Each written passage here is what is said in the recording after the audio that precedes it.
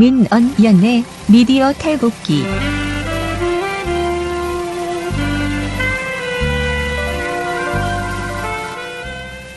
민언연의 미디어 탈곡기 294화를 시작하겠습니다. 네, 즐거운 금요일입니다. 금요일이네요. 네. 네. 금요일? 네. 안학래님은 약간 좀 다운이 되는 금요일. 네. 그리고 어제 저희가 오늘 새로 교육관을 이사해서 개관을 해요. 오늘 첫 번째 행사가 있습니다. 오늘 2시에 좋은 보도 시상식이 있거든요. 네. 그래서 오늘 또 기자분들이 굉장히 많이 오세요. 뭐 한겨레, JTBC, 뉴스타파, KBS, 프레시안, 네. 뭐 뉴스민 굉장히 많은 분들이 오시거든요. 그래서 처음으로 저희가 개관한 그 교육관에서 아래 3층에서 오늘 열리는데 그래서 어제 저희가 교육관 열심히 쓸고 닦고 네, 바닥을 하느냐고 온몸에 몸살이 났어요. 네, PD님은 트위스트를 추면서 계속 전구를 형광등은 네, 갈았는데 형광등을 계속 가셨죠. 점점 시간이 지날 때마다 다리가 후두루두 돌아가며 떨어진 줄 알았다. 제 다리가 네. 아니었어요. 괜찮다고 하는데 하반신이 계속 돌아가는 거예요. 네.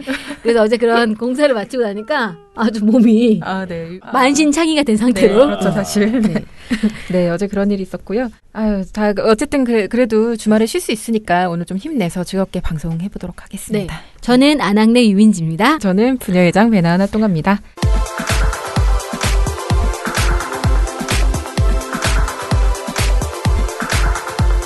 네, 첫 번째 미디어 스크랩은요. 미디어스 기사입니다.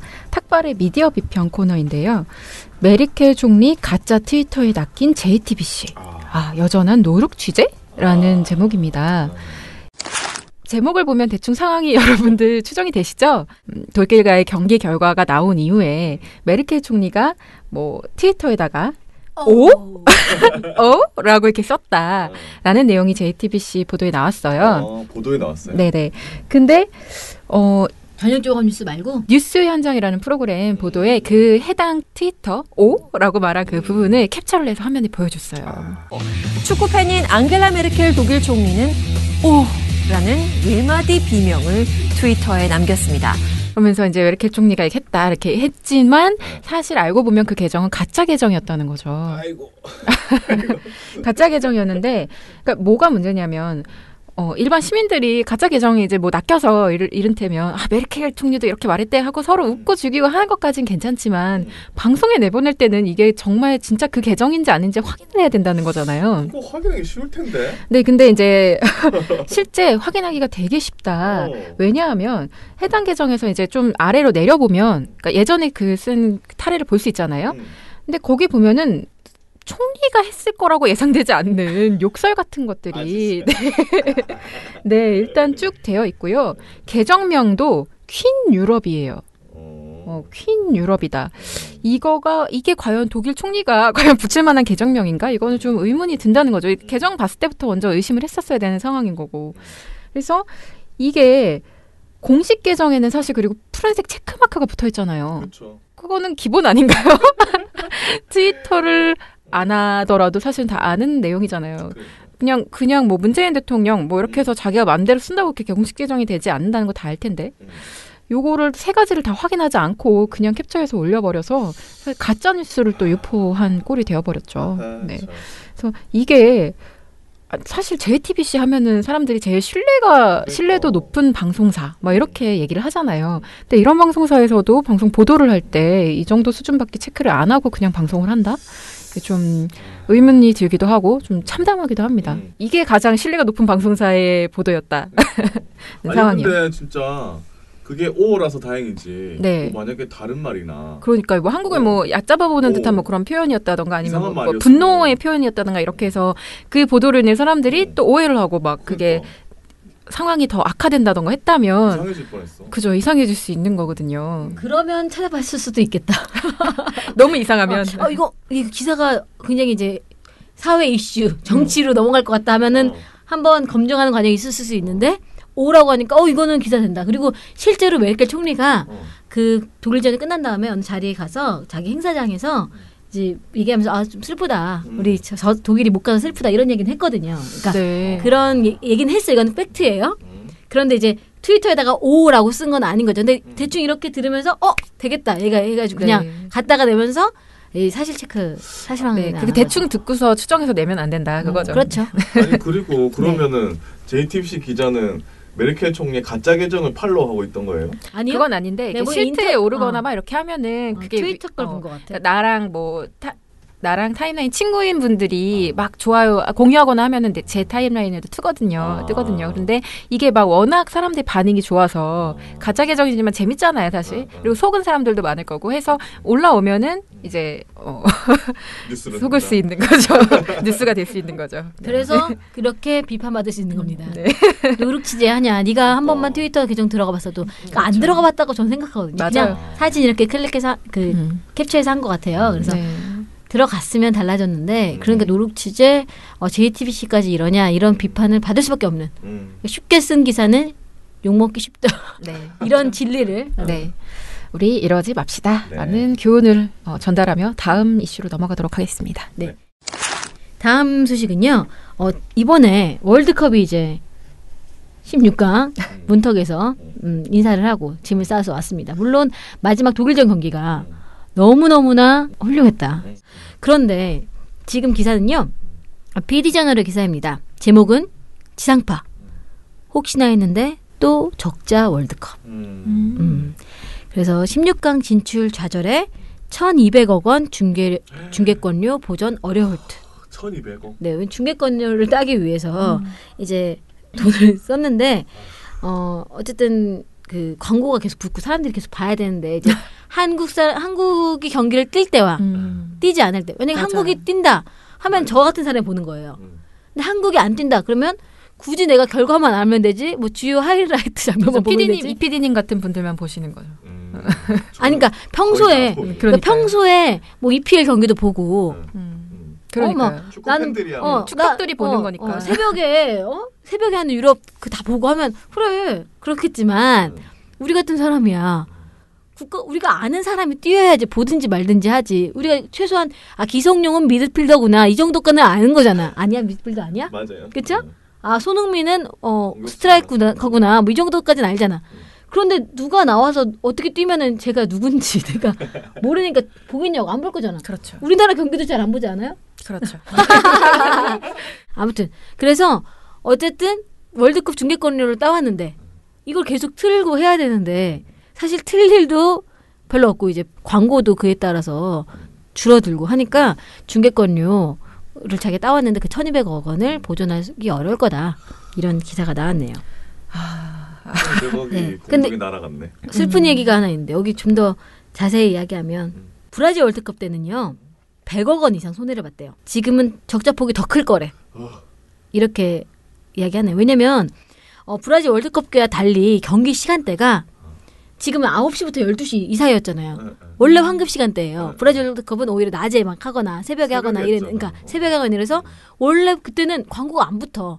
원래 안 붙는 시간이었는데 방송 중계 그 월드컵을 따오니까 사람들이 보니까 광고료가 올라가서 이 중계권료가 보조이 됐는데 지금은 워낙 황급 시간대 9시부터 12시까지여서 광고가 뭐 그 전보다 확 들어온다거나 이런 게 없는 거예요. 그러니까 서로 저 차이가 없어서 사실 이득 볼 구조가 별로 없는데 그러니까 지금은 아마 16강에 올라갔으면 좀 달라졌을 텐데 안 올라가면서 이제 그러니까 아마 내 생각에 16강에 진출을 누구보다 바랐던 거는 방송사들일 수 있다. 너무나 원했을 수 있어요. 어쨌든 브라질 월드컵에는 100억 원 안팎의 그 손실을 봤는데 지금은 더 클 거다라고 이야기하고 그래서 구체적인 적자 예상폭이나 이런 건 나오지 않대요. 방송사들이 이야기하지 않고 있대. 말 안 하지. 그런데 중계권료를 회수하기엔 턱없이 부족한 수준이라는 데는 이견이 없다고 합니다. 네. 네. 뭐 어쩔 수 없죠. 네. 그래요, 네, 맞아요. 방송사들 뭐 알아서 수익에 대한 고민을 해주시기 바라고요. 네. 사실 제가 관심이 있는 건요. 방송사들의 수입이 아니라요. 방송사들에서 일하고 있는 노동자들의 수입입니다. 그래서 다음 소식을 좀 이어서 전달드리려고 하는데요. 미디어스 기사를 보고 말씀드리고 있습니다. 방송계 을을 위한 노동조합 출범이라는 윤수영 기자의 기사입니다. 저희가 이제 방송을 하면서 중간중간 몇 번 말씀드렸죠. 이제 노동조합을 출범하려고 준비를 하고 있다라는 얘기를 지나가면서 드렸을 거예요. 근데 이게 정식 출범한다고 날짜가 확정됐습니다. 네, 7월 4일이라고 하네요. 출범 총회가 그때 있을 거라고 합니다.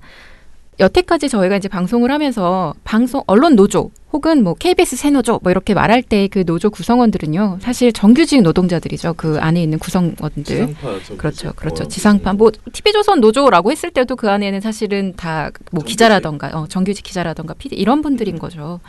근데 방송을 만들어 나가기 위해서는 사실 기자, PD 뭐 혹은 아니면 몇몇 어떤 정규직 방송 그 기술자분들만 필요한 게 아니죠. 그 안에는 수많은 뭐 음향부터 조명부터 뭐 작가 온갖 그 비정규직 프리랜서 노동자분들이 일을 해주고 있기 때문에 이런 방송들이 나가고 있는 것인데요. 이분들에 대해서는 처우가 너무나 열악했다는 걸 다들 알고 계실 겁니다. 그리고 그 과정 속에서 수많은 노동자들이 목숨을 잃었던 사건들도 있고 또 몸을 다치고 보상을 받지 못하는 사건들도 많이 있었죠. 그래서 역시 이익을 대변하려면 또 우리가 우리의 주장을 요구를 제대로 관철시키려면 개개인의 목소리로는 안 되고 노조를 만들어야 된다라는 필요성이 있었고요. 그래서 지금 결국 이렇게 오랜 준비 기간을 거쳐서 노동조합이 출범이 된 것이에요. 근데 지금 현재 노동조합의 주요 그러니까 요구 사항은 이겁니다. 들으면 좀 가슴이 아픈데요. 턴키 계약 방지와 근로계약서 작성, 휴게 시간 보장 등입니다. 좀 슬프죠. 이게 그러니까 근로계약서로 작성한다던가 정말 휴게 시간을 보장한다던가 하는 것들이 너무나 우린 당연한 것처럼 생각이 되는데 이거가 노조를 정말 너무너무 어렵게 만들어서 첫 요구사항으로 내야 할 만큼 아무것도 안 돼 있는 정말 사람 취급을 안 해주고 있는 노동 현장이라는 거예요. 기본적인 권리 자체가 네, 없는 그렇죠. 그리고 지금 턴키 계약이라고 말씀을 드렸는데 턴키 계약이 뭐지? 하고 좀 궁금해하실 수도 있을 것 같아요. 그래서 이걸 설명을 드리려고 하는데요. 드라마 제작 현장이라는 게 사실 건설업종하고 좀 매우 흡사하다고 합니다. 그러니까 약간 방송 프로그램 하나 만들고 이렇게 흩어지고 하는 것처럼 건물 하나 짓고 흩어지고 하는 것처럼요. 그래서 구조가 비슷해요. 그래서 이 턴키 계약이라는 걸 그 두 업종에서 많이 사용을 하는데요. 예를 들어서 그 원청 방송사가 있습니다. KBS 공영방송 KBS를 예를 들어볼게요. KBS가 있고요. 이 KBS가 제작사와 주로 턴키 계약을 일단 맺어요.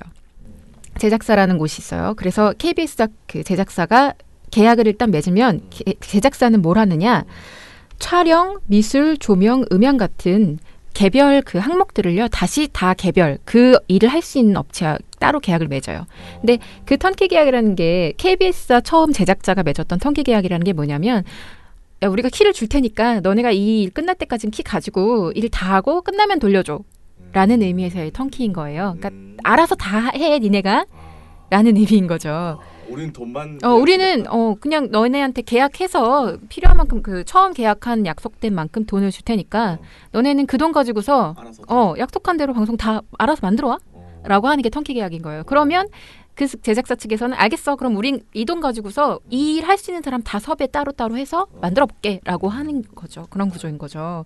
그래서 그러다 보니까 그럼 제작사가 다시 촬영, 미술 아까 말씀드린 것처럼 조명, 음향을 다 또 다른 제작업자한테 맡겨요. 그 계약을 맺었던 그 제작사가 그걸 다 할 수 있는 기술을 갖춘 곳이 거의 없을 거 아니에요. 그래서 그렇게 계약을 한 다음에 이들 팀에서는요. 다시 인력 시장에서 약간 건설 노동자들을 한 명씩 아침에 새벽 시장에서 이렇게 한 명씩 뽑아가듯이 팀을 구성할 수 있게 그 인력을 또 다시 뽑는 거예요. 도급이 되면서 그러니까 단계가 늘어나고 있죠. 지금 말씀드리는 과정 속에서. 그렇게 되는 거예요. 그러면 가장 큰 문제점. 무슨 일이 터져. 방송 뭐 제작 현장에서 사고가 나거나 아니면 뭐 좀 근로기준법을 뭐 위반했다던가 막 여러 가지 사건들이 발생했을 때 원청 업체들은 책임을 안 져요. 방송사 책임 없고 제작사도 난 잘 모르는데 이렇게 될 수 있는 거예요. 스태프는 그죠? 또 밑에서 했으니까. 네, 그 아래에서 그거를 또 이렇게 수주를 했던 업체에서만 그 책임을 일단 독박을 약간 쓰는 구조가 되는 것이고요. 하지만 방송 프로그램 해당 프로그램을 만들다가 그렇게 사고가 나고 했으면 방송사에 책임이 있어야 되는 거잖아요. 근데 현재 이런 턴키 계약 구조로는 책임 없게 되어 있는 것이고요. 또 하나의 문제는요. 이게 이 계약을 하다 보면요. 아까 말씀드린 것처럼 돈과 그러니까 키를 다 넘긴다는 건 처음에 계약금이라든가 이런 걸 그냥 한 번에 무더기로 넘긴다는 거죠. 뭐 음향하는 사람한테는 얼마를 줘야 돼라고 세세하게 계약하지 않는다는 의미예요. 알아서 해라. 알아서 해. 너네가 다 알아서 해. 결과물만 우린 받을 거야라고 하는 거잖아요. 그러다 보니까 이 과정 속에서 실제 노동자들이 얼마를 받는지 이 알 수가 없는 거예요. 그거 모르려고 한 거 아니에요? 그럴 수 있죠. 그럴 수 있다는 의혹이 굉장히 강하게 의심이 들죠. 모르겠고 어디 알아서 해. 야, 우리는 그런 거 노동자 인권 이런 거 신경 쓰고 싶지 않고 결과물만 나오면 되니까 너네 얼마까지 주면 할 수 있는지 제시해봐 해서 입찰해서 이제 턴키로 돌리는 거죠. 이런 거죠. 줄 돈 다 줬잖아. 그럼 너희가 노동자들 아니, 돈 줄 거 없으면 10명 고용할 걸 7만 고용해. 그래서 그냥 하면 되잖아. 그러니까 그리고 책임 회피의 수준이 되는 거겠죠. 중간에 뭐 제작 기간이 길어져서 돈이 막 더 필요한 상황이라던가 뭐 사고가 나서 막 인원을 더 충원해야 되는 상황이었어도 KBS 뭐 그 방송사 입장에서는 턴키 계약했잖아. 왜 너네야말로 계약을 안 지켜? 이렇게 말할 소지가 생긴다는 거죠.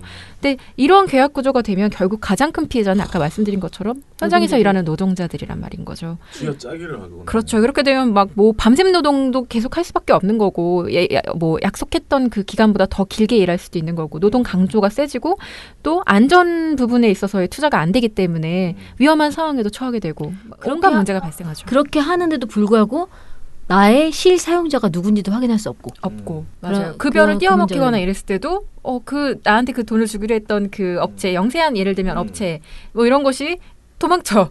그러면 KBS 달라고 할 수가 없는 거예요. 분명히 자기가 만든 거는 그 방송을 통해서 나갔는데 그렇게 돼서 노동자의 지위가 굉장히 불안전해지는 계약입니다.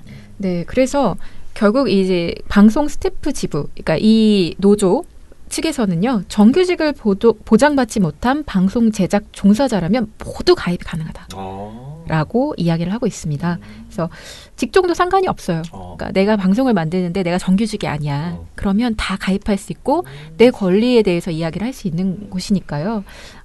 지금 현재는 조합원 2,000명을 목표로 하고 있다고 하니까요. 이 부분에 대해서 내가 방송 현장에서 일하는데 좀 답답한 일이 많다라고 한다면 이번 기회에 노조와 좀 함께 해보시는 것도 좋을 것 같습니다.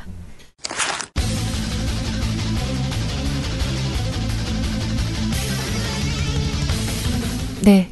그러면 오늘 미디어 스크랩은 여기서 마무리하고요. 네. 나쁜 보도 스크랩으로 넘어가 보도록 하겠습니다. 네. 지난 6월 27일입니다. 네. 쌍용차 해고 노동자 한 분이 유명을 달리하셨습니다. 네네네. 네. 그런데 이제 쌍용차 해고 노동자 혹은 뭐 쌍용차 노동자 안에서 2009년에 쌍용차 사태가 벌어진 다음에 무려 30번째 사망자. 근데 그냥 사망이 아니라 스스로 목숨을 끊는 그런 일이 발생한 겁니다.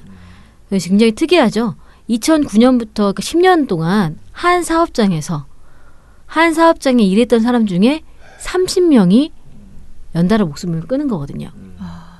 어떻게 네. 그러니까 대체 왜 그런 일이 발생하고 있는 건지. 2009년도 뭐 다 아시는 분들은 아시겠지만 한 번 더 말씀드리면 2009년도에 쌍용차가 경영상의 문제로 대대적인 구조조정을 합니다. 그런데 이것에 대해서 쌍용차 노동자들이 이렇게 해고될 수 없다. 해고는 살인이다라고 하면서 굴뚝 공장 점거 농성을 하게 되죠. 굉장히 77일 동안의 옥새 파업이라고 해서 노동자들이 들어가서 77일 동안 정말 그 공장을 틀어막고 사투를 벌입니다. 그때 위원장이 이제 한상균 위원장이었죠. 그런데 마지막에 이명박 정권입니다. 경찰 특공대들이 투입해서 테이저건들을 쏘면서 엄청나게 무력 진압을 해요. 그래서 많은 사람들이 뭐 공장 지붕에서 떨어지기도 하고 맞아서 부상을 입기도 하고 아니면 체류역에 맞아서 온몸에 부어오르고 이런 일들이 있었어요. 굉장히 잔인하게 어쨌든 진압이 됐고 그리고 많은 노동자들이 구속됐습니다. 당시에. 그리고 회사는 희망퇴직자를 받았고 그래서 퇴직이 됐습니다. 근데 이것들이 굉장히 사회 논란이 되면서 다시 해고자들을 쌍용차가 다시 경영상으로 어려움이 회복이 되면 다시 해고자들 먼저 복직시켜라. 이런 움직임이 있었죠. 대표적으로 기억나는 게 이유리 씨가 만약 티볼리가 많이 팔려가지고 해고자들이 복직된다면 나는 돈을 안 받고 티볼리 그 광고를 찍을 수도 있다. 이런 이야기도 하고 하면서 노란 봉투 막. 네, 또 노란 봉투는 또 다른 문제인데 또 노란 봉투는 그때 당시 손배 가압류 됐던 사람들에게 이제 47억이었잖아요. 그래서 이걸 어떻게 갚냐라고 해서 어떤 그 배춘심이라는 분이 내가 뭐 47,000원부터 노란 봉투에 넣어서 월급 봉투처럼 넣어서 보내겠다. 이런 돈들이 모이면 어떤 되지 않겠냐 해서 그런 돈들이 모여서 노란 봉투라고 하는 것들이 운동이 시작됐고 지금 그런 힘으로 손잡고라고 해서 그런 단체도 생겨가지고 이 손해배상 가압류 이거에 대해서 같이 싸우는 단체도 생겼습니다. 어쨌든 그런 모든 흐름이 사실 이 쌍용차 노조 파업에서부터 시작되는 그 흐름이거든요. 근데 어쨌든 2009년 이후에 계속 줄줄이 자살이 스스로 목숨을 끊는 일들이 생기고 있는 겁니다. 27일에 사망하신 노동자 분 같은 경우에는 최근에 한겨레에서 이제 몇 명의 이제 노동자분들, 쌍용차 노동자분들을 이제 인터뷰하는 게 있었거든요. 그게 어떤 거였냐면 2009년도 그 옥상에서는 도대체 어떤 일이 있었나. 옥상에서 그 진압당한 당시에 그래서 그것들을 이제 이야기하는 그런 기획이 있었거든요. 그래서 그때 같이 나오시기도 했다고 해요. 근데 이분은 지금 어쨌든 해고가 된 다음에 생계를 이어가야 되니까 뭐 아침에는 뭐 미장 일을 하시고 뭐 밤에는 또 다른 일을 하시고 그래서 계속 이교대로 일을 하시면서 그런 생활을 꾸려 나가셨대요. 그런데 그 우선 2009년도에 진압되면서 부상도 입고 그리고 구속도 되고 하면서 그때 많은 빚이 있었고 그리고 그게 정신적 트라우마에 계속 시달려 왔다고 합니다. 그런데 이제 그걸 묻어두고 있다가 최근에 다시 이 쌍용차 문제가 계속 드러나고 그 당시에 쌍차에 그 경찰 진압이 문제가 있었던 거 아니냐면서 지금 조사를 하고 벌이고 있어요. 그러면서 그때 증언들을 하면서 이분이 다시 나오시고 그리고 빨리 해고자들 복지시켜라 1인 시위도 하고 참여하는 그런 과정이 있었습니다. 이분이. 그런데 아마 그런 것들이 다시 그 묻어놨던 것들을 더 뭐 의동치게 만들었을 수도 있고 그리고 지금 현재 쌍용차랑 이 해고자 노동자분들이 같이 협상을 벌이고 있는 중이에요. 그러니까 2015년에 이미 협상을 벌였습니다. 그래서 해고자들을 계속 순차적으로 복귀시키기로 합의가 됐었어요. 노노사, 그러니까 현재 다니고 있는 쌍용차에 다니고 있는 노조원들 그리고 해고자 당한 노동자들 그리고 사측이 같이 셋이 합의를 해서 해고자들부터 복직시키자 이렇게 된 상태입니다. 한 165명 정도 이 합의가 됐는데 2015년부터 현재까지 45명밖에 복귀가 안 됐어요. 120명이 아직 대기 중이에요. 그런데 최근에 계속 몇 차례 그 노동자 측과 사측까지 협의가 있었는데 노동자 측 입장에서는 그러면 최소한 언제까지 하겠다는 일정이라도 알려줘라. 그래야지 우리가 기다릴 수 있다. 계속 언제 될지 모르는데 넉넉히 기다릴 수 없는 거죠. 3년이 지났는데. 그래서 이 일정이라도 확답해달라 이렇게 요청을 했는데 사측에서 우리 경영이 불투명하고 해서 확답할 수 없다 하면서 이게 협상이 결렬됐어요. 그러니까 결국엔 또 뭔가 될 줄 알았는데 될 것 같았는데 돼야 하는데 또다시 좌절되고 이런 흐름들이 결국에는 그 노동자를 죽음으로 몰아넣은 게 아니냐라는 입장입니다. 그래서 쌍용차 그 노동조합에서는 일정이라도 확정해 줬으면은 이런 죽음은 막을 수 있었던 것이 아니냐. 그리고 문재인 정부가 조금 더 빨리 그 쌍용차 관련된 그때 진압에서의 문제점들을 좀 더 빨리 좀 더 속도감 있게 조사했으면 좀 더 다른 모습이 있었던 게 아니냐라는 그런 안타까운 이야기가 나오고 있는 중입니다. 그럴 수밖에 없네.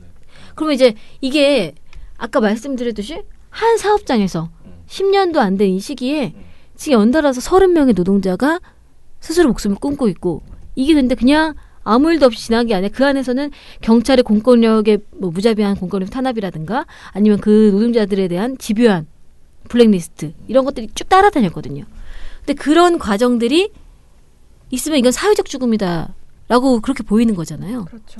거기다 경영진의 무책임도 물론 있겠지만, 네. 그러니까 그런 여러 가지 것들이 정말 사회적으로 이게 사회 구조적으로 한 사람을 계속 죽음으로. 근데 이 한 사람이 아니에요. 지금 어떤 사람이 또 그런 상황이 벌어질지 모르는. 왜냐면 똑같이 그 77일간의 옥새 파업을 겪으면서 겪었던 정신적 트라우마라든가 이런 것들이 모두 다 갖고 있는 거예요. 그런 것들이 서로 치유되지 않은 채 있기 때문에 언제 또 누가 어떤 상황이 벌어질지 모르는 거거든요. 그러니까 이런 사회적 죽음에 대해서 최소한 알리고 막고 애도는 해야 한다. 그러면 보도는 돼야 된다. 그렇죠? 네. 27일 날 이런 일이 벌어졌는데 28일 날 너무 급해서 못했을 수도 있습니다. 그렇죠? 네. 그러면 하루 지났는데 29일 날 해야죠. 오늘은 지금 벌써 노제가 벌어지고 있거든요. 네. 노제가 지금 벌어졌습니다. 오전에 오늘은 벌써 연결식이 있었습니다. 근데 이런데도 보도하지 않는 언론이 있습니다. 자, 여기서 보도하지 않는 언론을 세는 것보다요. 보도한 언론을 세는 게 더 빠른 상황이에요. 아, 진짜요? 네, 그래서 한번 방송과 신문에서 다 방송에서는 어디, 신문에서는 어디 해서 보도를 한 매체를 맞춰보시죠. 보도한 매체. 이렇게 하시죠. 먼저 방송이 지금 7개입니다. 네. 그리고 신문이 6개예요. 13개의 매체 중에 네. 이것을 다룬 매체는 몇 개일까요? 13개의 매체 중에 이 쌍용차 노동자의 죽음, 30번째 죽음을 다룬 언론사는 몇 군데일까요? 3개. 정답입니다. 3군데입니다. 자, 그러면 이제 주관식으로 한번 맞춰보시죠. 네, 네. 한겨레 경향 맞습니다. 방송에서 한 그러니까. 군데 더.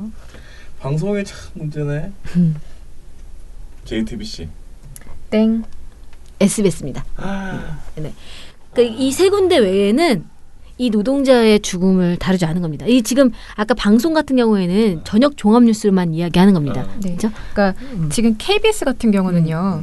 저녁 종합 뉴스 기준으로 봤을 때 단신을 내긴 내는데요. 이게 경인 방송으로만 나갑니다. 네. 경인 지역에만. 네, 경인 지역에만 경인 방송 형태로 이렇게 나가는 거죠. 그래서 전국 방송에는 내보내지 않은 상황입니다. 네. 그리고 경향신문은 1단짜리로 어제 28일에 보도를 했고요. 그리고 한겨레신문은 어제에 이어서 오늘 이틀 연속으로 이제 보도를 냈습니다.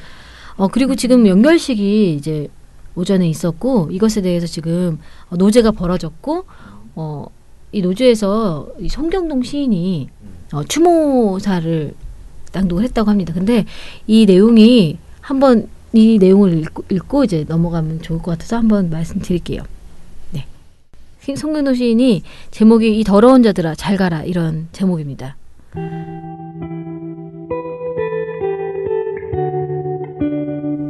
(2009년 4월) 2646명이 부당해고되었다. 해고되지 않은 자는 한자로, 해고된 자는 죽은 자로 공식 명명되었다. 우울증과 조울증이 가정불화와 생활고가 죽인 게 아니다. 2009년 특별수사본부가 죽였다. 쌍용차 사이버 댓글 부대의 폭도라는 모함이 죽였다. 댓글을 충실히 따라 쓴 언론들이 죽였다. 조현호가 죽였다. 진압을 명령하고 허가한 이명박이 죽였다. 수도와 전기와 밥을 끊긴 시커먼 밤이 죽였다. 진압을 명령받고 컨테이너에서 뛰어내린 테러 진압부대가 죽였다. 심야에 유례 없이 긴 시간 공중에 떠 고난도 적용 비행으로 공포를 낙하하던 헬기가 죽였다. 온 신경을 마비시킨 최류가스가 테이저건이 죽였다. 퍽소리가 나던 소화기가 죽였다. 수직으로 머리를 내리찍던 날카로운 방패날이, 허리를 휘감던 삼단봉이, 갈비뼈를 골절시키던 군홧발이, 두 손을 뒤로 묶던 케이블 타이가 죽였다. 다 죽여라던 경찰 특공대의 목소리가 꿈속까지 따라와 죽였다. 경찰과 돈독한 신뢰관계를 형성한 회사가 합동으로 죽였다. 진압 후 격려 전화를 해온 정부 고위 관리들이 한통속이 되어 죽였다. 이런 내용들이 쭉 이어지고 있습니다. 근데 사실 제가 이 사안 관련된 보도 영상에서 너무너무 화가 나는 것 중에 하나는요. 지금 이제 각 그런 주요 매체들, 그러니까 메이저 언론이라고 할 만한 곳들도 보도를 이제 잘 안 하고 있는 상황이긴 한데, 또 하나는 쌍용 측에서 지금 밀어내기 형태의 보도를 또 하고 있다. 그러니까 보도 자료를 뿌린 상황 같아 보인다는 거죠. 왜냐면요, 지금 쌍용차라고 검색을 하면, 그러니까 이분이 27일 날 오후에 돌아가신 것이 확인이 됐죠. 근데 28일 아침부터 쌍용차 축구선수 지소연 TV올리 홍보대사 위촉이라는 사진이 붙어 있는 그 보도자료성 기사가 계속 올라오기 시작합니다. 네, 타이밍을 맞췄다고밖에 저는 사실 보이지 않고요. 그리고 또 이 기사들을 보면 지금 이 지소연 그 쌍용차 계약 이게 네. 경제 매체들 중심으로 쭉 나오고 있거든 먼저. 네. 네, 그래서 결국에는 이 지금 쌍용차 검색하면 이 노조의 죽음을 가리기 위해서 쌍용차가 이런 보도자료 내고. 근데 경제 매체가 처음에 시작한 건 맞지만 통신사, 뉴시스 이런 것도 지금 받았고요. 한국일보도 다 이런 기사를 내고 있어요. 그러니까 온라인상으로. 근데 기자 기계인들이야 내가 담당한 부분에서 이렇게 보도자료가 메일로 들어왔으니까 처리를 한다는 느낌으로 온라인에 기사를 올리고 있지만 이런 게 한 건 두 건 쌓이다 보면 사실 밀어내기거든요. 그렇죠. 네, 그래서 자기가 이 어떤 출입하고 있는 곳의 상황에 맞춰서 보도자료를 좀 처리를 할 수 있는 판단력을 갖춰야 되는 거 아닌가, 기자도. 그러니까 이게 계속 네이버한테 감시를 하라고 하지만 네이버 감시 이전에 기자가 확인해야 되는 문제라고 저는 생각을 하거든요. 그래서 이런 거 생각 없이 이렇게 자꾸 온라인에 올리면 참 곤란하다. 이게 정말 스스로를 기자라고 할 수 있겠느냐라는 생각도 들어요. 저는 이런 생각이 들어요. 방금 제가 추도사의 일부를 읽었는데 거기에는 이런 기사들로 같이 발맞춰주는 사측의 그런 거에 발맞춰주는 기자들도 공범 아니냐. 언론들도. 그래서 언론들도 그렇죠. 그런데 언론들이라고 하면 지금 저는 나한 씨가 이야기한 것처럼 너무나 기자들이 방패방기가 너무 세진다. 우리는 그냥 사측이 시켰으니까 뭐 그냥 사측이 된 거니까. 그러니까 내가 출입한 하지만, 곳에서의 그렇죠. 이슈인 거니까 명령을 받은 건 아니고 보도자료 처리는 그냥 기자의 업무 여러 가지 일 중에 하나잖아요. 그래서 나는 아침에 출근해서 9시에 이 메일이 들어와 그렇죠. 있길래 기사를 그냥 올렸어요라고 말을 할 수 있겠죠. 근데 그게 정말 기자다운 행동이냐? 라는 질문인 겁니다. 그래서 그런 공범이다라는 고민을 같이 담아야 된다. 그 사람들이. 네. 그래야지 이 언론 시장이 좀 더 나아지겠다. 언론 환경이 시장이 아닙니다. 언론 환경이 좀 좋아지겠다. 이 기자들 개개인의 각성들이 좀 필요한 시점이 맞는 것 같습니다. 네. 그래서 요 소식은 요걸로 마무리를 하도록 하겠고요. 이 소식도 사실은 좀 가슴이 답답한 얘기긴 합니다. 강진 실종 사건 보도 관련돼서 보고서가 나왔거든요. 지난 16일 날 전남 강진에서 실종된 고등학생이 실종 8일 만에 숨진 채 발견이 됐죠. 실종자에게 이제 아르바이트 자리를 제안했던 사건의 유력용의자, 흔히 말하는 아버지 친구라는 그분은 이에 앞서서 스스로 목숨을 끊은 채 발견이 된 바 있어요. 그래서 실종자의 사망 원인이나 시점 같은 것들이 이제 아직 정확하게 밝혀지지 않았고 대체 무슨 일인지 자체가 약간 미궁에 빠진 상태이기는 해요. 근데 경찰 입장에서는 일단 정밀 감식해보고 관련된 수사를 진행해서 결과를 밝히겠다라고 얘기를 하고 있는 상황입니다. 근데 저희가 몇 번 방송을 하기도 했지만 언론이 범죄 사건을 전하면서요 유독 다양한 문제점을 노출한 바 있습니다. 그렇죠? 근데 특히 이렇게 강력 범죄 사건 같은 경우는요 대체로 지나치게 선정적으로 보도가 되거나 혹은 너무 단정적으로 과도하게 추정을 막 반복해서 가십거리로 소모를 하는 양상들이 가장 크게 반복이 됐어요. 근데 이거는 다들 아시겠지만 사망자와 유가족의 인격권을 완전히 침해하는 행태입니다. 근데 그러면 과연 이번 사건은 어떻게 보도가 됐을까? 좀 여태까지 계속 지적을 해왔으니까 나아졌을까를 살펴보기 위해서 지켜봤는데요. 방송 보도만 한번 쭉 봤어요. 저녁 종합 뉴스 중심으로. 그런데 아니나 다를까 문제 보도가 속출했다라고 말씀드릴 수 있을 것 같아요. 그래서 지금 모니터 기관에 먼저 말씀드리면요. 네. 관련된 보도가 이제 본격적으로 방송 보도에 나오기 시작한 것은 19일부터였어요. 그 이전에도 간간히 나오긴 했지만 실종 사실 자체를 알리는 보도가 나왔지만 이게 수색 한 3일차 정도 됐을 때 그런 무렵에 이제 우려하는 보도들이 조금씩 방송 보도로 나오기 시작했거든요. 그래서 19일부터 시신의 신원이 확인된 그 실종자였다라는 신원이 확인된 26일까지 8일간 7개 방송사 저녁 종합 뉴스 보도를 살펴봤습니다. 우선요 보도량을 살펴보면요. 가장 많은 보도를 한 곳은 어디였을까요? TV 중에. MBN, TV조선? 채널A. 채널A? 아니다. MBN 같은데. 채널A, 채널A. 채널A. 정답을 나가려고 그랬죠. 채널A. 잠깐만, 저는 그러면. 내가 정답이라고. 알았어요. 아니, 지금 정답입니다 하려고 하더라고. 진짜? 내가 채널A. 채널A. 여기는. MBN. 채널A. 아니, 이렇게 하시면 안 돼. 곤란해요. MBN. 그래. 네, MBN 정답입니다. 근데 왜 이렇게. 정답 아닙니다. 라고 하려고 했죠. 야, 페이크인데? 네. 대단한데? 네, 그래서 MBN은요, 이 기간 8일간 무려 11건의 보도를 내놔요. 그러니까 그리고 예를 들면 이런 경우 있죠. 징검다리 형태로 뭐 하루에 뭐 두세 건씩 많이 하고 안 하다가 많이 하고 막 이렇게 하면 11건 나올 수도 있는데요. MBN은 그런 경우도 아니에요. 8일간 매일 내요. 하루도 빼놓지 않고 매일. MBN 스타일이죠. 그런 거 좋아하는 거. 그 사건이 그렇게 매일매일 달라지나? 그게 문제인 겁니다. 그러니까 수색이 진행이 안 되고 있어서 나온 게 없는 상황인데도 계속 미스테리, 미궁 막 이러면서 계속 관련 보도를 내는 거예요. 그렇기 때문에 지금 무려 11건의 보도를 내게 된 거고요. 반면에 가장 적게 보도를 한 곳은 어디였을까요? JTBC? KBS일 것 같기도 하고. KBS? MBC?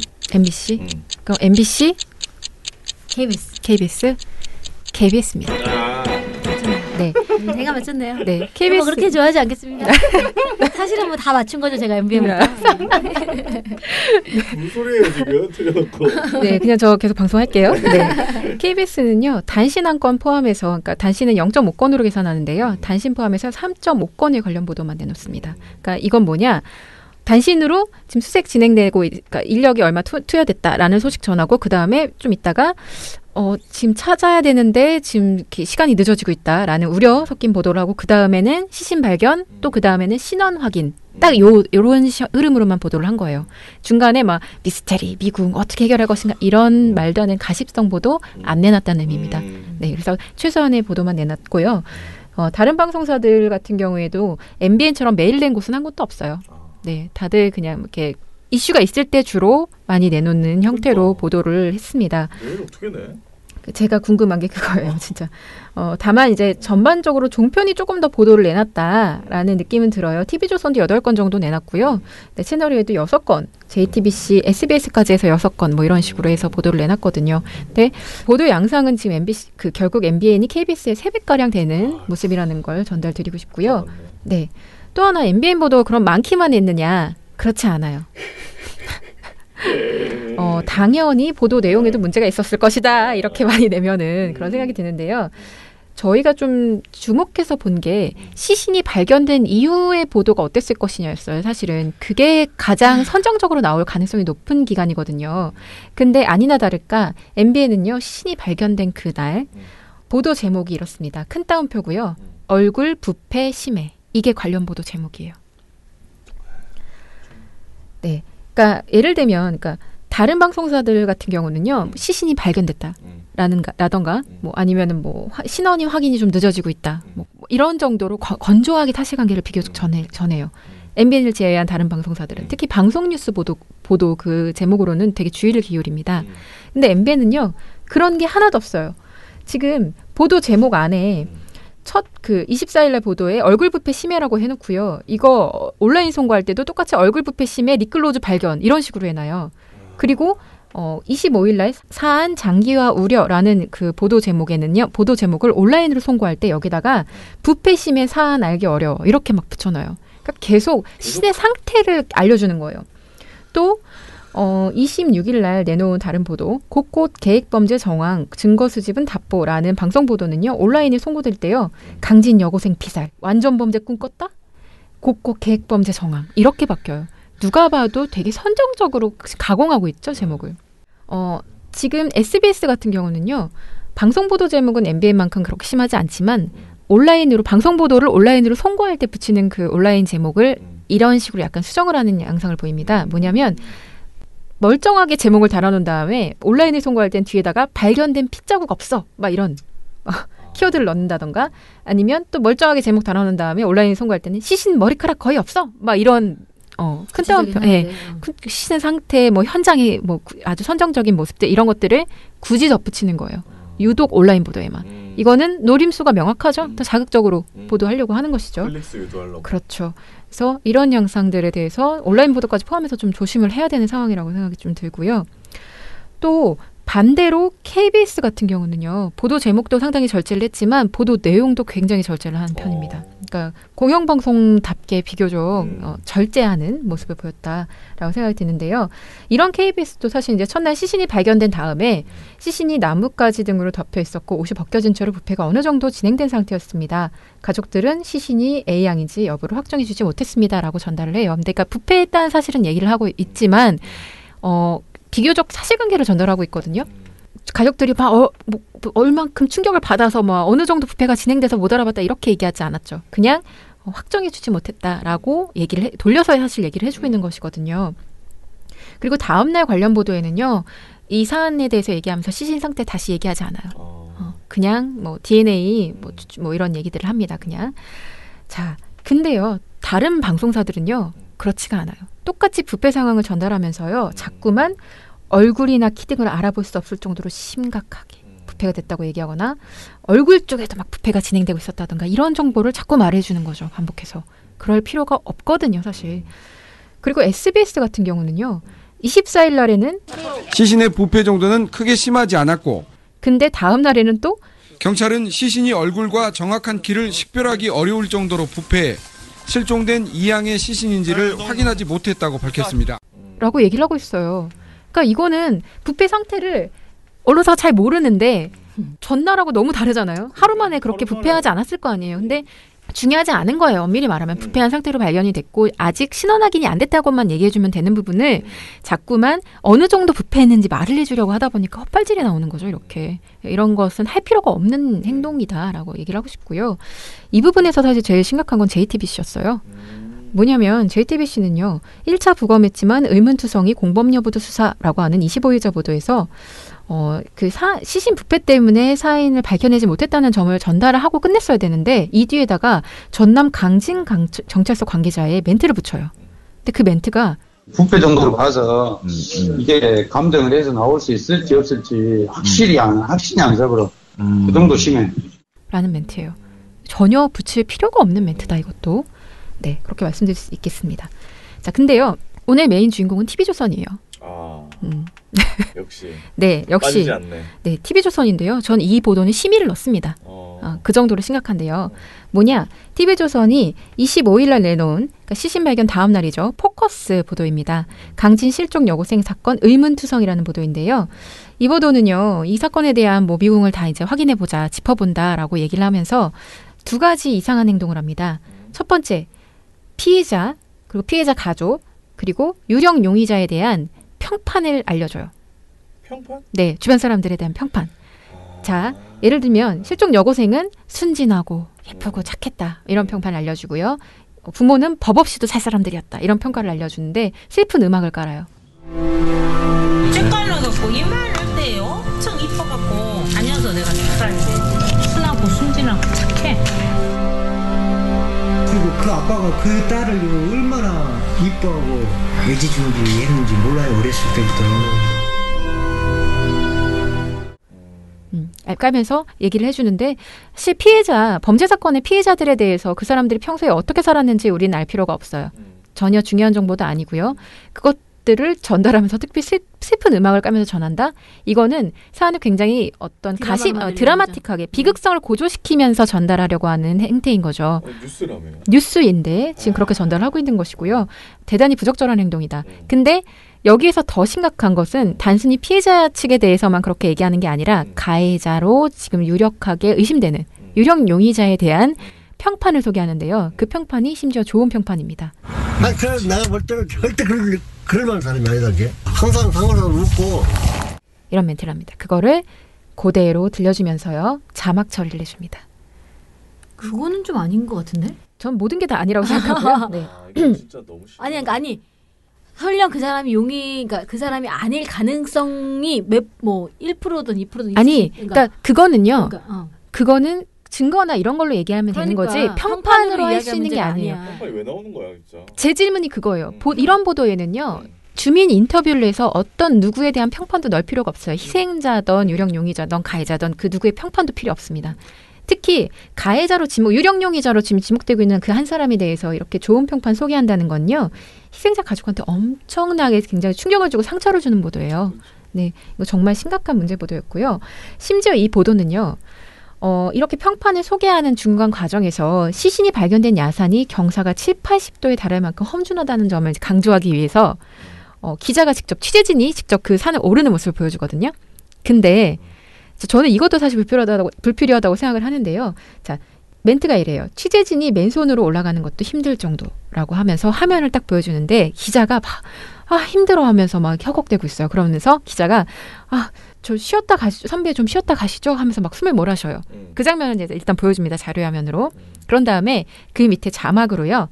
끈따옴표 선배 좀 쉬었다 가시죠. 헉 이렇게 달아요. 취재진이 맨손으로 올라가는 것도 힘들 정도입니다.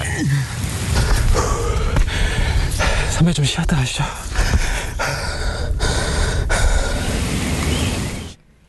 지금 이 사람들은요. 그냥 어디 놀러 가는 게 아니죠.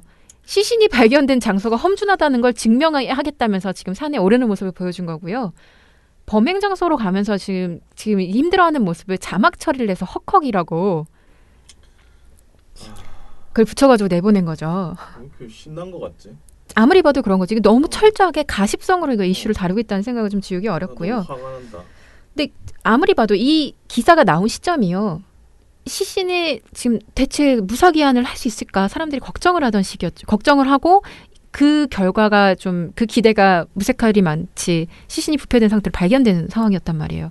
근데 이런 상황에 이런 자막을 달아서 방송 보도를 내놓는다? 좀 충격적이었고요. 그래서 이 보도에 대해서 민원련은요. 불쾌감, 혐오감 등을 유발하여 시청자의 윤리적 감정이나 정서를 해치는 표현을 위반했다라고 해서 방송 심의에 관한 규정 제27조 품위 규정 조항을 적용해서 심의를 넣은 상태고요. 이거 결과 어떻게 나오는지 지켜보도록 하겠습니다. 이 TV조선이 마을 사람이다, 마을 주민이다 하면서 그 사람은 절대 그럴 사람이 아니야. 싱글벙글 웃기도 했다 이런 말이나 하고 밝게 웃고 다니는 사람이야. 이렇게 이야기를 한 인터뷰를 실어준다는 게 도대체 어떤 의미를 갖나. 이거를 기자 고민해야 되는데 그리고 데스크도 고민해야 되는데 그런 고민이 전혀 없다. 그러니까 그냥 정말 말 그대로 계속 갖고 이 사안을 가지고 노는 겁니다. 이런 상황이고요. 근데 TV조선뿐만 아니라 다른 방송사들도 약간 좀 아쉬운 모습을 좀 많이 보였어요. TV조선 MBN 같은 경우는요. 유독 계속 보도에서 성폭행 여부에 대한 추정을 쏟아내기도 했습니다. 관련 보도에서. 근데 그렇잖아요. 이게 의심되는 정황이 있다라고 했을 때 그거를 한 번 정도 경찰 발언을 인용해서 뭐 소개를 하는 것 혹은 아직은 불확실하기 때문에 말하지 않는 것 뭐 이런 것은 선택이라고 할 수 있지만 보도마다 MBN 같은 건 3건의 보도에서 계속 연달아 이런 말을 하거든요. 이게 성폭행 정도는 사전에 계획했을 것이다. 막 이런 분석 같은 걸 막 소개를 한단 말이에요. 근데 이거는 수사에 뭐 도움되는 발언도 아니고 아무리 봐도 하등 쓸모없는 어쩜 사안을 좀 선정적으로 몰아가기 위해서 이렇게 보도하는 거 아니냐는 의구심이 좀 들고요. 지금 저 같은 경우는 채널A 보도도 약간 문제가 있다고 생각하는 게 26일입니다. 뉴스터치 과학수사 최측연이라는 보도를 내놔요. 제목부터 심상치가 않죠. 시신을 발견한 게 사실은 그 부분을 확인하던 어떤 인력들이 아니라 최측연이었잖아요. 그런데 그 최측연을 출연시켜서 얼마나 최측연들이 능력이 좋은지를 이렇게 보여주는 구성이에요. 저는 이걸 26일 날 했어야 됐나라는 생각이 좀 들고요.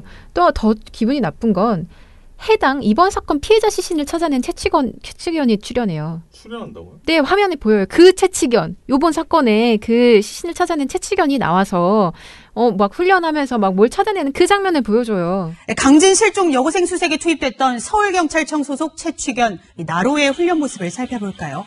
훈련장에 있는 사물함 속에 냄새가 나는 시료를 숨겨놓았는데요. 10초도 안 돼 이 시료를 찾아내서는 큰 소리로 짖으며 찾았다고 신호를 보냅니다. 이 나루는 2012년부터 벌써 6년째 활동하고 있는 베테랑 최측연입니다.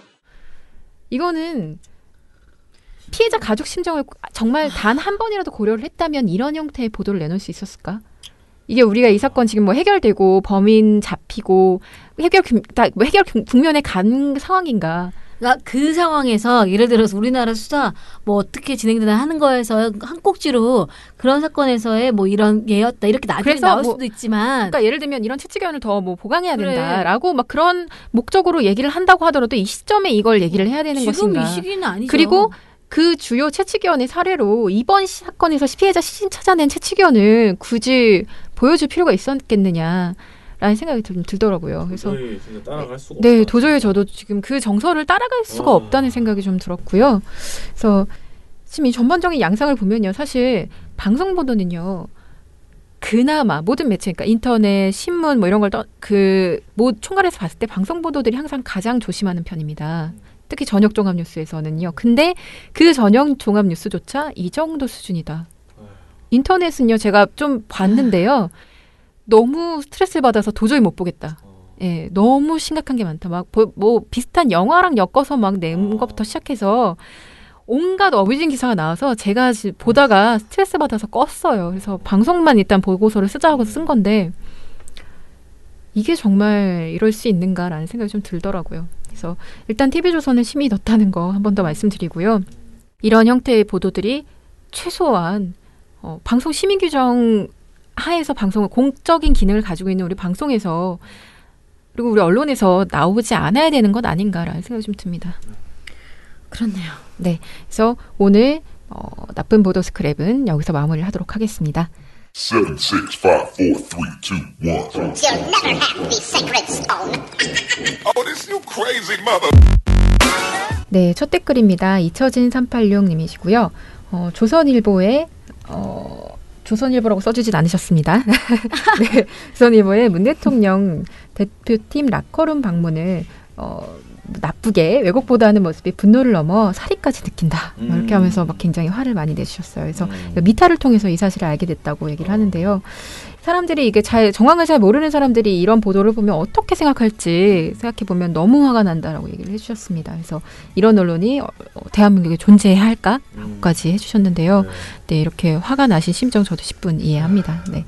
어제 썰전에서 네. 유시민 씨는 아버지가 손흥민과 이제 그 문재인 대통령의 그 논란을 다루면서 아버지가 아들 위로해 주듯이 토닥토닥 하더라 이렇게 다뤘었죠. 근데 이 사실 조선일보의 기사는 조선 비지에서 낸 거거든요. 조선일보 기자도 그렇게 얘기했대잖아요. 이거는 너무 의도성이 분명한 그런 기사였다. 이렇게 얘기했대잖아요. 그러니까 자기네가 봐도 이거는 너무나 편집된 그런 거라는 거니까 정말 기사가 악의적이었죠. 진짜 기사가 아니죠. 근데요. 이 조선일보 그 난 다음에 중앙일보에서 사실 이거 받았어요. 아 진짜? 어제 28일자였던 것 같아요. 중앙일보가 칼럼으로요. 네. 분수대라고 하는 칼럼 있거든요. 거기 기자가 쓴 거예요. 그런데 내용이 무슨 복지센터 같은 노인 복지센터 같은 거 아니면 아동 복지센터 이런데 기부가 들어왔다는 거예요. 빵을 이렇게 누가 독지가 어떤 사람이 준 거예요. 빵을. 근데 그 빵이 어떻게 돼 있었냐면 초콜릿이랑 뭐 이런 것들 그냥 한 봉투에 들어갔었던 거예요. 빵이. 개별 포장이 안 되고 이렇게 막 도넛이나 이런 것들이 다 합쳐서 섞여져 있었던 거예요. 그러니까 마치 그냥 언뜻 보기에는 음식물 쓰레기 같았다는 거죠. 그러면서 이게 굉장히 불쾌해서 버렸다. 이런 내용이 나오면서 그러니까 이 사람은 호의로 선의로 준 거일 수 있는데 선의로 줄 거면 좀 더 그 받는 사람을 배려해가지고 개별 포장된 걸 줘야지. 그걸 다 한 봉지에 주면 그건 음식 쓰레기인지 아닌지 받는 사람도 기분 나쁜 거다. 그거 앞에 썼어요. 그러면서 이제 그 문 대통령의 방문을 같이 연결시켰습니다. 문 대통령이 아무리 선의로 라커룸 방문했다 해도 사람들이 그러면 선수들이 울고 있는데 그 모습 보여주고 싶겠어? 와가지고 그건 사실 꼰대질에 지나지 않는다는 그런 식의 그게 과연 위로냐? 이런 식의 칼럼을 썼습니다. 그래서 이게 조선일보가 인터넷으로 사실은 박았는데 그 다음에 비판이 딱 들어왔는데 이제 또 중앙일보가 이걸 한 번 더 받아서 키워주는구나 이런 생각이 드는 그런 칼럼이었습니다. 네, 그건 뭐 어쨌든 그건 27386님이 조선일보 말고 중앙일보 칼럼도 한번 보시고 굳이 보셔야 할까요? 네. 보셔야 할까요? 네. 그렇게 그냥 같이 중앙일보도 같이 미워해야 한다라는 걸로 결론을 내리고. 좋은 결론이네. 네. 다음 댓글 뭔가요? 레이니 칠세님입니다. 오늘도 저희 대신 보는 것 자체가 고통과도 같은 종편 모니터 내용을 정리해 주신 미탈에 무한한 감사를 보냅니다. 하시면서요. 다스베이다가 결방 중이라서 그 시민방심이 많이 참여를 안 하셨으면 어떡하나 걱정했는데 1000분 이상이 참여하셨다는 이야기를 듣고 너무 기뻤다. 라고 이야기하셨네요. 역시 계속 참여해 주시는 정말 시민들의 힘으로 지금 시방위가 진행되고 있으니까요. 끝까지 함께 해주시기 바라겠습니다. 그래서 네. 북한 관련해서 과도한 비하와 이런저런 거짓 공포 분위기를 조성하는 거는 그들이 진짜 전쟁을 걱정하는 게 아니라 자신의 이익과 돈과 권력을 지키기 위해서 하는 것이다라는 생각이 들었다 하시면서 그러다 전쟁이라도 나면 제일 먼저 대한민국을 버리고 도망갈 사람들이 바로 그런 사람들이 아니냐 이런 얘기를 해주셨네요. 네, 트러스트노님은요 어제 그 종편들의 어떤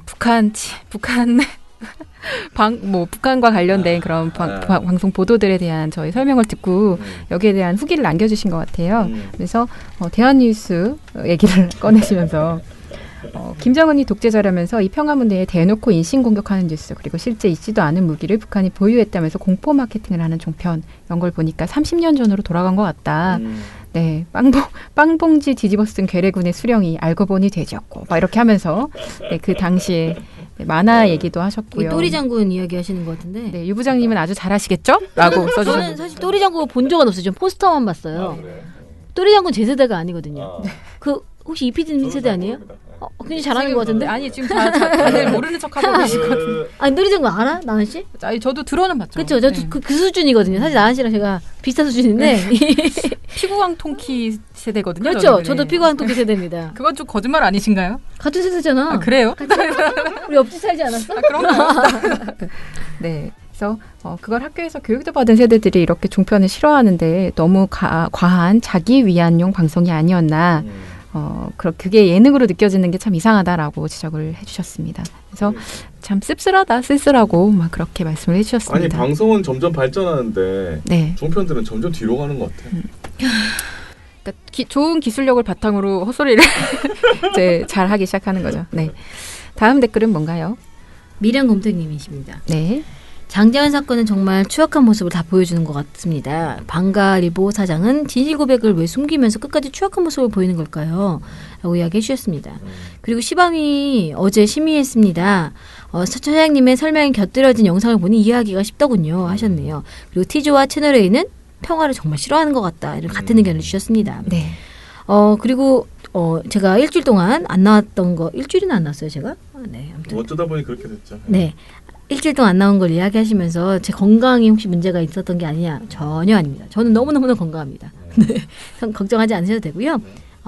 오늘 나은 씨의 베나베나 쇼를 기대하셨는데 우리가 오늘 베나베나 사실 쇼라고 하기엔 너무 내용이 너무 무거운 거여서 잠깐 짧은 퀴즈로 대신했습니다. 네. 이렇게 댓글 남겨주셔서 너무 감사드리고요. 더 많은 이야기들 남겨주시기 바랍니다. 네, 댓글 코너는 여기서 마무리하겠고요. 내일 저희 또 올라오는 방송이 있죠. 오초롱 활동가의 책 읽기 방송. 네, 저희가 야심차게 계속 준비하고 있는. 내일은 어떤 책 읽어요? 내일도 보도지침입니다. 몇 번째예요? 4번째 시간. 네. 여러분 1번만 계속 반복해서 듣다가 주무시지 마시고 2번, 3번, 4번 계속 이어서 이게 사실 같이 붙어있으면 연달아 나오거나 이렇게 하면 좋은데 그렇죠? 따로 다운받으면 만약에 성공을 하면 팟캐스트 채널 하나 파든지 나중에 그런 생각도 있습니다. 그래요. 네, 그래서 이 방송 꼭 한번 클릭해서 들어봐 주시고 좀 초반에 듣고 졸리기 전에 얼른 하트 누르시고 하트가 중요하죠. 네. 안 잘 수도 있다니까. 그래, 안 잘 수도 있어. 안 자시는 분들은 다 듣고 하트 누르시고. 안 잘 수도 있는데 내용을 다 숙지하시긴 어려울 수 있어. 반복을 하셔야지, 그렇지? 여러 번 들으시면 됩니다. 네, 그래서 이해될 때까지 계속 들으셔도 되고요. 네. 여러 가지 형식으로 즐겨주시면 되겠습니다. 거기에 약간 라디오 드라마 형태로 이정일 PD님 들어가요? 잠깐씩 들어갑니다. 막 대화를 하는 거를 들어가? 어떤 부분이 있어. 뭐 검사랑 변호사랑 얘기하는 거 있으면. 제가 뭐 검사 역할을 이렇게 했습니까? 뭐 이렇게 물어보는 거 하는 거야? 근데 그 글이 대화체로 안 적혀 있어요. 이정희 PD님이 특별 출연한다는 얘기를 들어가지고 그러니까 한번 했는데 반응이 AI다. 제발 좀 감정을 넣을 수 없겠느냐. 이건 지금 이것을 하고 있는 것입니다. 아니 좀 들어보세요. 민언년 탈곡기. 네, 그렇게 그런 힘든 여러 가지 고민과 노력을 통해서 탄생되는 책 읽기 방송입니다. 네.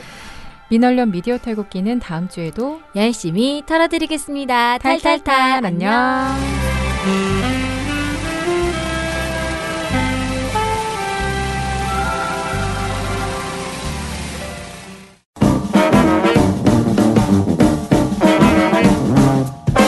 여러분, 미디어 탈곡기 잘 들으셨나요?